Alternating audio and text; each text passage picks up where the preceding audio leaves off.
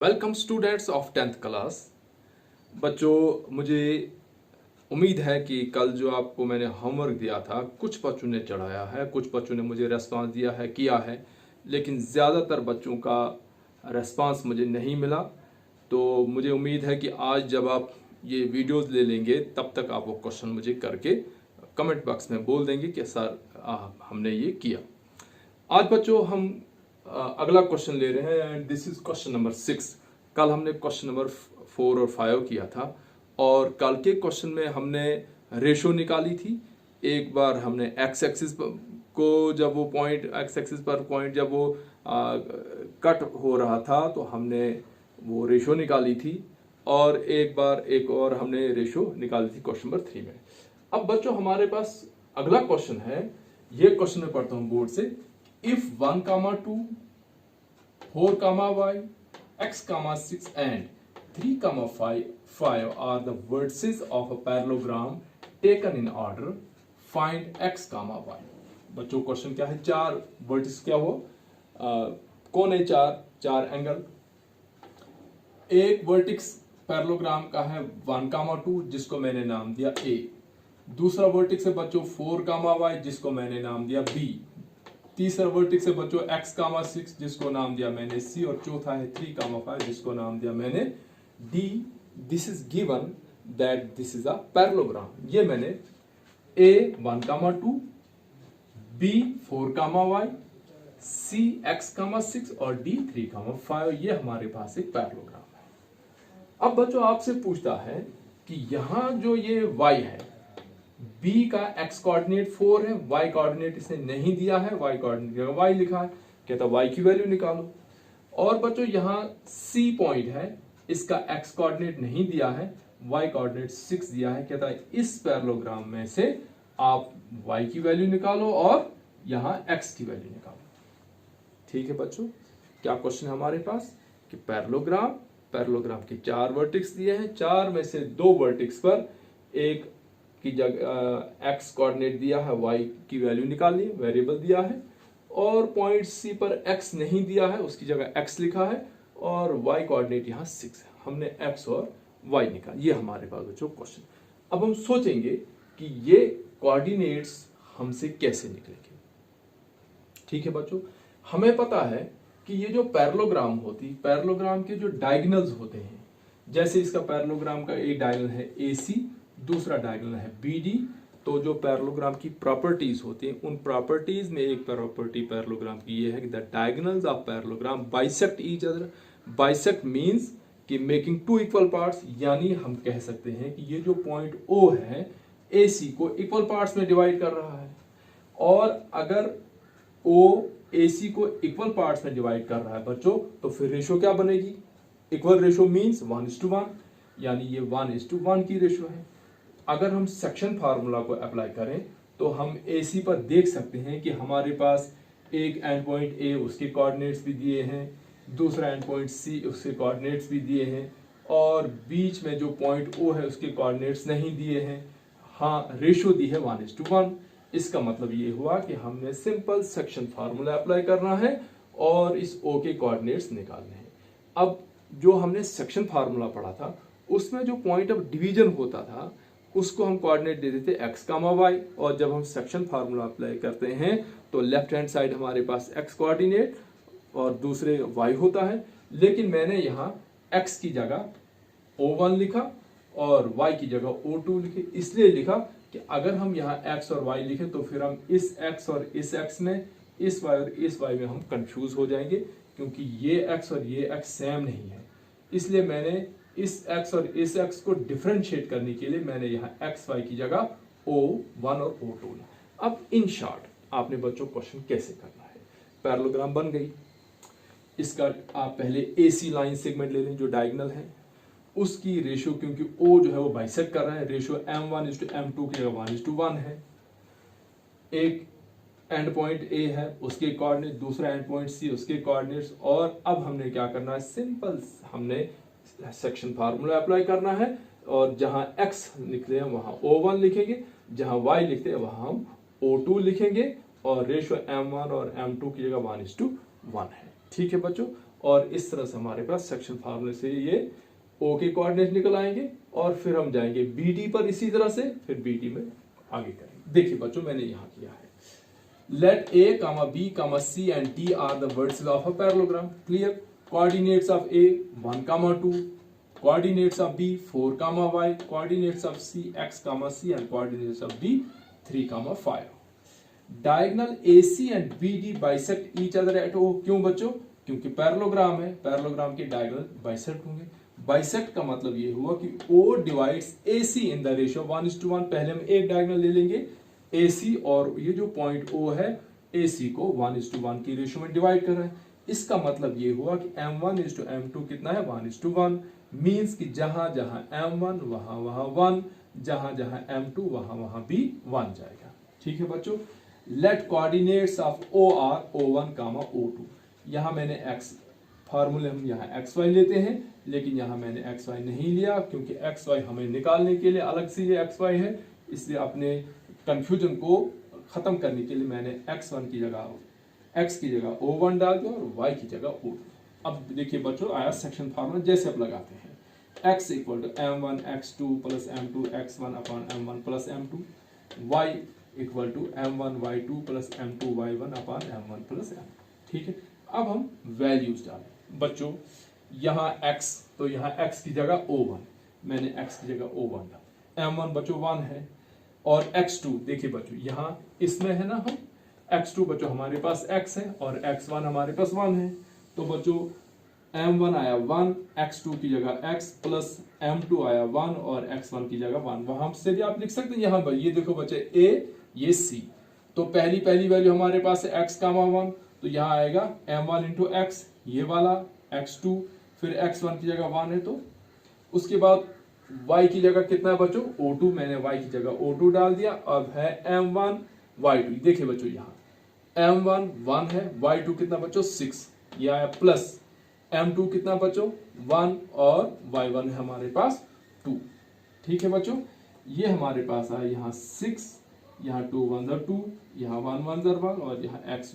अब बच्चों हमारे पास O1 कितना आया, x इंटू 1 कितना हुआ x।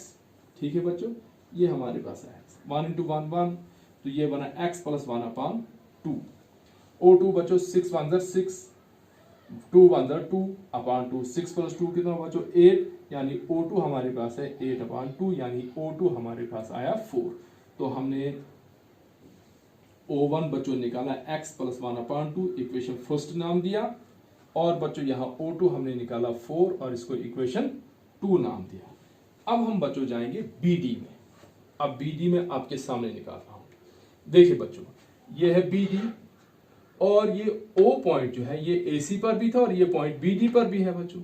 ठीक है बच्चों, अगर मैं यहाँ अलग से ऐसे लाइन डाल दूं, ये मेरे पास है बच्चों D, ये है मेरे पास बच्चों B, यहाँ पॉइंट O है, O के कोऑर्डिनेट से O1 कामा O2 और ये रेशियो में डिवाइड कर 1:1, D के कोऑर्डिनेट से बच्चों 3 कामा 5 और इसके कोऑर्डिनेट बच्चों 4 कामा y। ठीक है बच्चों, तो लगाओ सेक्शन फार्मूला। ये m1 और ये m2 की जगह है, ये x1 x2 y1 y2, ये बच्चों हमारे पास है x की जगह और ये y की जगह। डाल दो बच्चों वैल्यू बाय सेक्शन फार्मूला।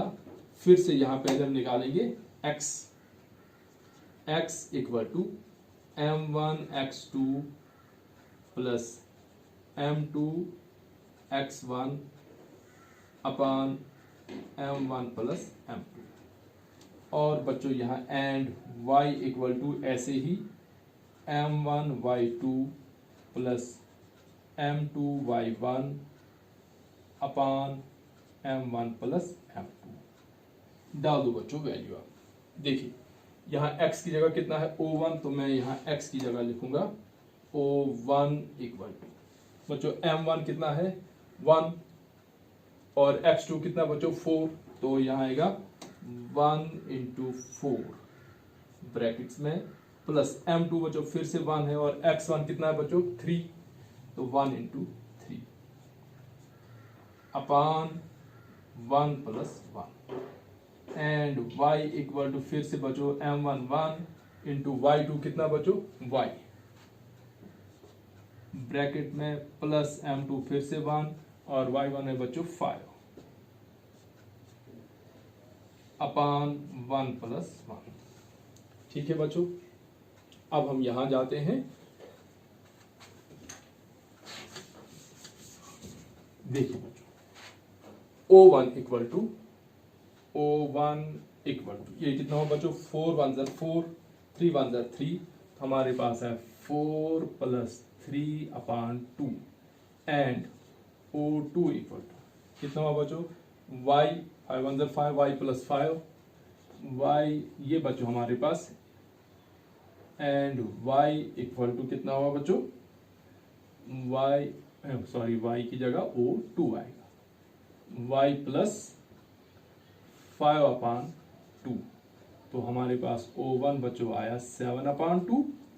ये हमारे पास इक्वेशन नंबर 3 एंड O2 हमारे पास आया y प्लस 5 अपॉन 2, ये हमारे पास इक्वेशन नंबर 4। ठीक है, अब हम कंपेयर करें। देखिए बच्चों, यहां भी लेफ्ट हैंड साइड O1 और इक्वेशन 1 में भी लेफ्ट हैंड साइड O1। ठीक है बच्चों, तो अगर हम इक्वेशन फर्स्ट और 3 को कंपेयर करें, दोनों की लेफ्ट हैंड साइड इक्वल, इसका मतलब राइट हैंड साइड भी इक्वल होगी। हम यहां लिखेंगे फ्रॉम फर्स्ट एंड थर्ड, तो हमारे पास आएगा x plus 1 upon 2 equal to 7 upon 2, क्योंकि दोनों की लेफ्ट हैंड साइड इक्वल, यहां भी O1 है x प्लस 1 अपॉन 2, मैंने लिखा इस O1 की जगह x प्लस 1 अपॉन 2, आगे आया 7 अपॉन 2। ये 2 और 2 आप यहां भी कैंसिल कर सकते हैं बच्चों, आपके पास आया this gives us x plus 1 equal to 7, this gives us x equal to 7 minus 1 gives us x equal to 6। तो बच्चों x की वैल्यू कितनी निकली, 6 आया एक आंसर। फिर हम करेंगे फ्रॉम सेकंड एंड 4। देखिए बच्चों, equation second O2 left side और 4 राइट साइड। यहां बच्चों लेफ्ट साइड O2 यानी इक्वेशन सेकंड और 4 की लेफ्ट हैंड साइड इक्वल है, इसका मतलब राइट हैंड साइड भी इक्वल होगी। तो हमारे पास आएगा बच्चों y plus 5 upon 2 equal to 4। ठीक है बच्चों, ये 2 क्रॉस मल्टीपल होगा, तो हमारे पास कितना आएगा, this gives us y plus 5 equal to 4 2 ज़र 4 इंटू 2, तो दिस गिव्स अस बच्चों y इक्वल टू 8 माइनस 5, क्योंकि 4 2 ज़र 8, 5 ट्रांसपोज होगा तो माइनस होगा, तो this gives us y equal to 3। तो बस 10 x equal to 6 and y equal to 3, ये हमारा आंसर। ठीक है बच्चों, तो ये था आपका क्वेश्चन नंबर 6। ध्यान रखना है बच्चों कि हमने पहले सेक्शन फार्मूला AC पर अप्लाई करना है। ठीक, M1 M2 दोनों 1 और 1 है, और बच्चों O के कोऑर्डिनेट्स निकालेंगे। सेक्शन फार्मूला में हमारे पास यहाँ x और y होता है, यहाँ x की जगह O1 और y की जगह O2 होगा, जो हमने यहाँ सोल्यूशन में किया है। फिर आप जाएंगे बच्चों BD पर, ये O BD पर भी है, और यहाँ भी वही होगा कि रेशो 1:1 हो जाएगी, और x की जगह O1 और y की जगह O2 होगा। इस तरह से आपके पास दो जगह O1 इक्वेशन फर्स्ट में भी आएगा और O1 आपके पास इक्वेशन थर्ड में भी आएगा। O2 बच्चों इक्वेशन सेकंड में भी होगा, और यही O2 इक्वेशन फोर्थ में भी होगा। यानी O1 की आपके पास दो वैल्यूज आएंगी, उन दोनों को कंपेयर करेंगे आप, तो आपके पास x निकल आएगा। O2 की भी आपके पास दो वैल्यूज होंगी, यहाँ भी O2 यहाँ भी O2, और इनको कंपेयर करके आपके पास y की वैल्यूज आएंगी। तो ये तो था बच्चों क्वेश्चन नंबर 5, और अब हम करेंगे क्वेश्चन नंबर 6।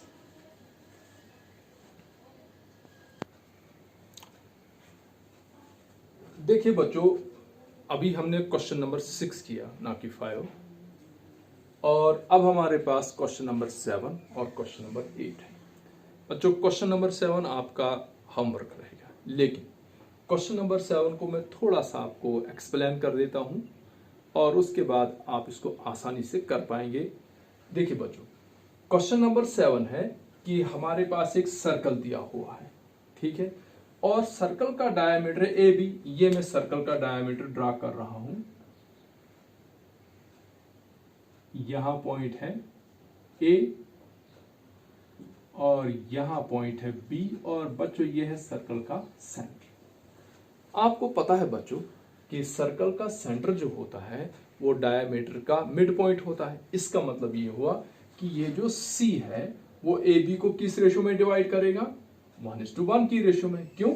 क्योंकि मिड पॉइंट है सी, और जब मिड पॉइंट हो तो रेशो 1:1, 1:1 मीन्स कि ए सी इक्वल टू सी बी है, यानी M1 1 और M2 भी 1, जो अभी हमने क्वेश्चन नंबर 6 में किया, M1 1 M2 1। अब बच्चों आगे क्वेश्चन कहता है A B is diameter, coordinates of B हमारे पास गिवन है। बी के कोऑर्डिनेट से बच्चों 1, 4, कोऑर्डिनेट्स ऑफ सेंटर दिए हैं, ए के नहीं दिए। कोऑर्डिनेट्स ऑफ सेंटर बच्चों है 2, -3, या आया बच्चों 2, -3। और आपसे बच्चों पूछता है फाइंड कोऑर्डिनेट्स ऑफ ए। अब ए के कोऑर्डिनेट्स में लिखता हूं, let coordinates of A are A1, A2। मैं यहां एक्स वाई नहीं लिखूंगा क्योंकि एक्स वाई हम सेंटर के लिए रखते हैं, ठीक है बच्चों। अब आप क्या करेंगे कि वही सेक्शन फॉर्मूला, M1 की जगह 1, M2 की जगह 1, और जो सेक्शन फार्मूला में लेफ्ट हैंड साइड x होता है जिसको आप लिखते हो, ये आप लिखते हो x equal to M1 x2 plus M2 x1 upon M1 plus M2। बच्चों ये जो x होता है ये कौन सा पॉइंट है, ये इस पॉइंट ऑफ डिवीजन का x कोऑर्डिनेट, यानी यहां आप सेक्शन फार्मूला का x लिखेंगे, लेकिन जब आप वैल्यू डालेंगे इस x की जगह बच्चों 2 जाएगा, और आगे जो y होगा उस y की जगह बच्चों -3 जाएगा। और बच्चों a के कोऑर्डिनेट्स हमने निकाल, मैंने यहां लिखा let coordinates of A are A1, A2, यानी आपका x ये है, y ये है, ये तो लेफ्ट हैंड साइड, M1 बच्चों 1 है, फिर बच्चों x2 बच्चों यहां 1 है, फिर x1 कितना है बच्चों A1, ठीक है बच्चों। फिर इसी तरह से जब आप y कोऑर्डिनेट्स निकालेंगे तो y M1 तो 1 है, y2 आपके पास दिया हुआ है 4, और y1 बच्चों जहां y1 होगा वहां आपने A2 लिखना है। इस तरह से आपका क्वेश्चन ये निकल आएगा। अब क्या करेंगे बच्चों, आगे आप let coordinates of A are A1, A2, और उसके बाद बच्चों C डिवाइड्स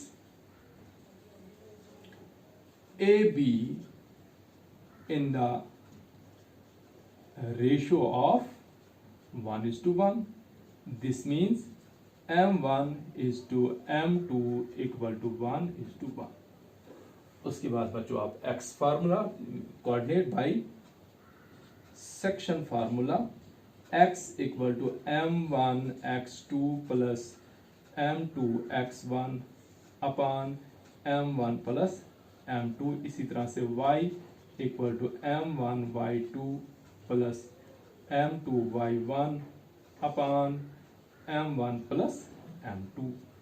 एक वैल्यू मैं डालूंगा बच्चों, देखिए बच्चों यहाँ वैल्यू डालूंगे x, ये x कौन है बच्चों, ये c वाला x, तो x यहाँ कितना है यहाँ, तो यहाँ आएगा 2 इक्वल टू M1 बच्चों 1 है, और x2 बच्चों कितना है, यहाँ से 1, यह आएगा 1 × 1 प्लस M2 बच्चों फिर से 1 है, इंटू x1 बच्चों कितना है A1, ये फिर से ब्रैकेट में ये A1 है बच्चों, A1, और नीचे आएगा 1 प्लस 1, तो ये बनेगा 2। इस तरह से क्रॉस मल्टीपल करके बच्चों आपको पहले A1 निकल आएगा और वहां से A2 निकल आएगा, और इस तरह से आपके कोऑर्डिनेट्स A के निकल। ये बच्चों आप खुद करेंगे, और क्वेश्चन करने के बाद आप मुझे कमेंट बॉक्स में लिखेंगे आपसे क्वेश्चन निकला या नहीं निकला, और इसका आंसर भी आप कमेंट बॉक्स में, जैसे कुछ बच्चे आंसर भी वहां अपलोड करते हैं तो आप आंसर इसका अपलोड कर देंगे। अब बच्चों हम क्वेश्चन नंबर 8 में आते हैं। देखिए बच्चों क्वेश्चन नंबर 8 है, if A and B are, A के कोऑर्डिनेट्स -2, -2, बी के coordinates 2, -4 respectively, find the coordinates of P. एक पॉइंट पी है, उसके कोऑर्डिनेट्स निकालने, और वो पी कहाँ है, P lies on the line A B. P जो है वो ए बी पर है और पी ए बी को किस रेशो में डिवाइड कर रहा है, कहता है such that A P equal to 3/7 of A B. देखिए बच्चों मैं फिगर ड्रा करता हूं। हमारे पास क्वेश्चन है कि एक लाइन सेगमेंट है ए बी, ये पॉइंट ए, ये पॉइंट बी, और ए के जो कोऑर्डिनेट्स हैं बच्चों वो है -2, -2, और जो बी के कोऑर्डिनेट्स हैं वो है 2, -4। कहता है कि इसी ए बी पर एक पॉइंट पी है such that A P is 3/7 of A B, यानी यहां कोई पॉइंट पी है, इस पी के कोऑर्डिनेट्स नहीं दिए हैं, लेकिन इतना कहा है कि ए पी जो है A P equal to 3/7 of A B, ये हमारे पास कंडीशन दी हुई है। और उसके बाद आपसे कहता है कि इस पी के कोऑर्डिनेट्स निकालो।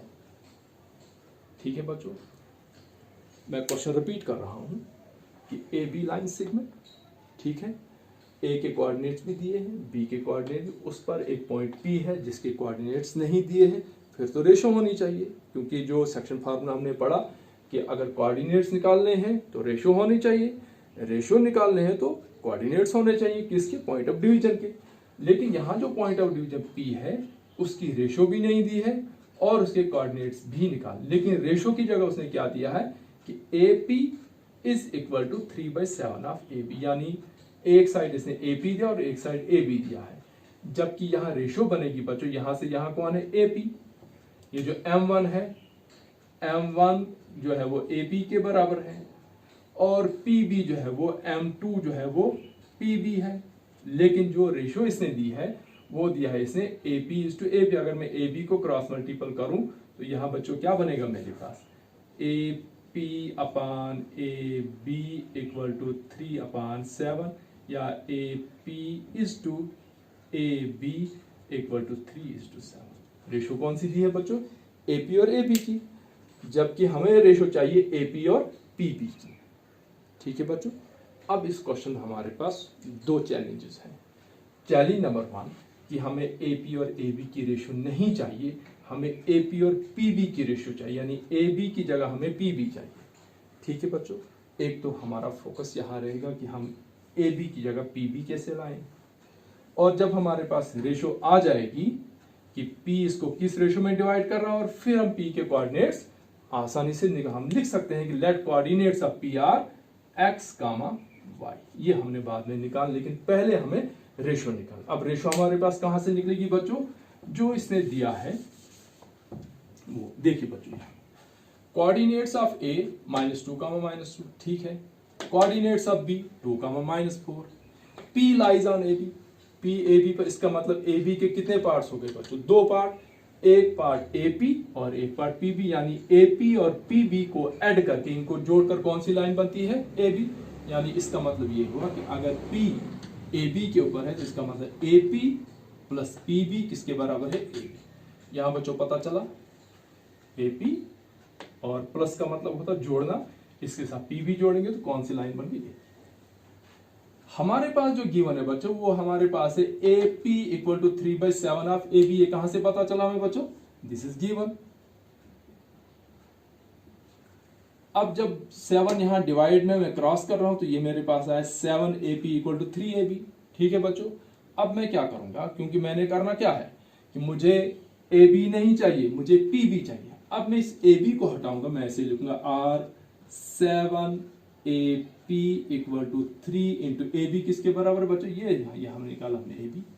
हम AB की जगह क्या लिखेंगे, AP प्लस P। ठीक है बच्चों, इस 3 से दोनों को मल्टीप्लाई है, R7AP equal to 3AP plus 3PB। ठीक है बच्चों, मैं ये जो AP है दोनों APs को लेफ्ट साइड रखूंगा, R7AP minus 3AP equal to 3PB। ठीक है बच्चों, 7AP माइनस 3AP कितना रहा, this gives us 4AP equal to 3PB। ठीक है बच्चों, अब रेशो क्या बन गई, this means AP is to PB is equal to कितना होगा बच्चों, 4AP इक्वल टू 3PB, यानी रेशो क्या बन गई हमारे पास बच्चों 4:3, और this gives us M1:M2 equal to 4:3।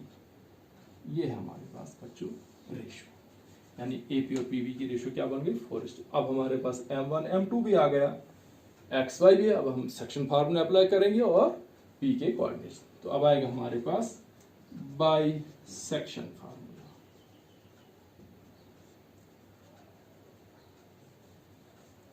तो X equal to M1 X2 plus M2 X1 upon M1 plus M2 and Y equal to M1 Y2 plus M2 Y1 upon M1 plus M2।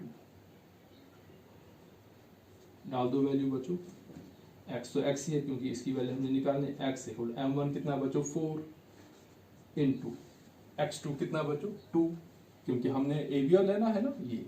तो ये है x1, ये है x2, ये है y1, ये है y2। अब बच्चों M1 हमारे पास है 4 इंटू x2 कितना बचे 2, 4 इंटू 2 प्लस M2 बच्चों है 3 इंटू x1 कितना बच्चों -2 upon 4 plus 3 and y equal to फिर से M1 बच्चों 4 इंटू y2 कितना बच्चों -4 प्लस M2 है बच्चों 3 इंटू y1 कितना बच्चों -2 अपान 3 प्लस 4। तो बच्चों आपके पास x equal to 8 - 6 upon 7 and y equal to -16 - 6 upon 7। ठीक है बच्चों, so this means x equal to 2 upon 7 and y equal to -22 upon 7। तो 10 coordinates of P are 2 upon 7, -22 upon 7। ये बच्चों आपका आंसर। कैसे किया मैंने बच्चों, यहाँ दो चैलेंजेस थी। इसने जो गिवन था AP equal to 3 upon 7 PB, यानी AP और AB की रेशो दी थी। हमें AP और AB की रेशो नहीं चाहिए थी, हमें AP और PB की रेशो चाहिए थी। इसलिए हमने और इसने साथ ही कहा था कि P लाइज एन AB। इसका मतलब P जो है AB के दो हिस्से कर रहा था, AP और PB, यानी AP प्लस PB जो हमारे पास AB बन रहा था। फिर मैंने यहाँ क्या किया कि जो गिवन था AP इक्वल टू 3/7 AB, मैंने AB को हटा और AB की जगह लिख दिया बच्चों AP प्लस PB, क्योंकि 7 को क्रॉस किया। अब ये डिस्ट्रीब्यूटिव प्रॉपर्टी थी, 3 से दोनों को मल्टीप्लाई था, 3AP प्लस 3PB। तो बच्चों मैंने 3AP को लेफ्ट साइड ट्रांसपोज किया, तो 7 - 3 तो 4AP इक्वल टू 3PB, यानी रेशो जो बनी AP टू PB की क्या बनी बच्चों 4:3। यानी M1 और M2 की रेशो क्या हमारे पास बन गई बच्चों 4:3। जहां जहां M1 वहां 4, जहां जहां M2 वहां 3। तो उसके बाद सेक्शन फार्मूला हमने अप्लाई किया। ये हमारे पास कोऑर्डिनेट्स ऑफ P निकले 2 अपान 7 एंड -22 अपान 7। तो बच्चों ये था आज का लेसन। एक क्वेश्चन आपको होमवर्क है, उसको अच्छे से करो, वो एग्जाम में आने वाला क्वेश्चन है। तो मुझे कमेंट बॉक्स में आप बताएंगे। तो बॉयज़ का रेस्पॉन्स अच्छा नहीं आ रहा है, मैं आज फिर उनको उनका वेट करूंगा कमेंट बॉक्स में, उनके कमेंट्स को पढ़ने के लिए मैं इंतज़ार करूंगा। So thanks for watching.